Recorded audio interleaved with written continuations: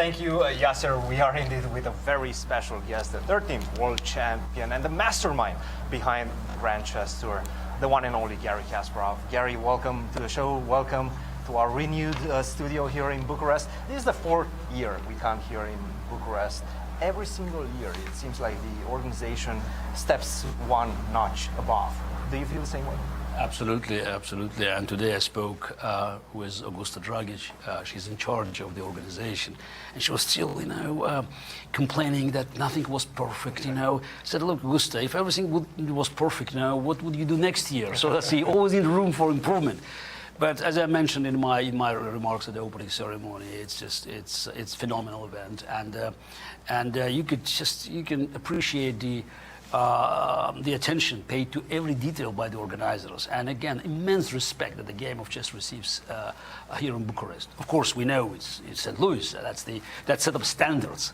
But in Europe, I can hardly recall the same devotion to the game of chess and to chess players, and you can actually see the faces of the chess players. I think they were thrilled. So this is again a moment I've been dreaming about for so many years when I was on the professional chess arena, that we reach a point where chess will be treated with this respect and this honor will be given to the game and the chess players on both sides of the Atlantic. And I have to say, yesterday during the opening ceremony, first of all, there were no seats open. Absolutely, the opening ceremony was packed. And live from Romanian television. It's really the moment where we could see that the game of chess is spreading. Yeah. Because for so many years, again, we heard these complaints. Chess was so popular when Fischer played Spassky, when Kasparov played Karpov, when it's a long time ago. And I think people missed the dramatic increase in numbers in the world of chess, the following. That kept growing, but it was not on the front page. It was not on main television news. And I think now we see that how all these changes, underground changes, they have been translated into big splash. So we have attention, and also we can brag about achieving success both in America and in Europe. So Eastern Europe now, this is I think the most powerful, most impressive network of chess tournaments, Bucharest, Warsaw, Zagreb, that they ever had. Maybe again, it's a long time ago, but now it's so spectacular. The events are glamorous, and while Bucharest is setting our standards, but we're also about to see an impressive event in Warsaw and of course Zagreb. There must be something about having the new world champion as well as the challenger 1 week after they finished the world championship match. How did that came about, and how do you feel about? How do you see their energy and aura as well in this tournament? Look, as we discussed just briefly before the interview, it's the first time where the world champion plays in Romania. Yeah. Because Magnus never played here. So that's why, of course, Romanians are thrilled, and they knew in advance there would be a world champion. One way or another, whatever would be the outcome of match in Astana, so it will end up with a world champion and the runner-up playing in Bucharest, including also, let's not forget, the winner of the previous Grand Chess Tour, Alireza Firouzja. Yes. So, I think that is just my impression, but I think Ding still doesn't believe he's a world champion, because the moment you say world champion, I think he looks around. Are you calling? Are you talking to me? Yes. It's interesting dynamics, but I think it's important. We move forward, and while again, I think everybody, myself included, were disappointed by Magnus' decision, but it's again his call, and again, life doesn't end, and I think the fact is that we have all the best players. Magnus will join also the tour in Warsaw and in Zagreb. So it will make this year Grand Chess Tour the most representative one. So it's a really professional chess network established over years that has every professional component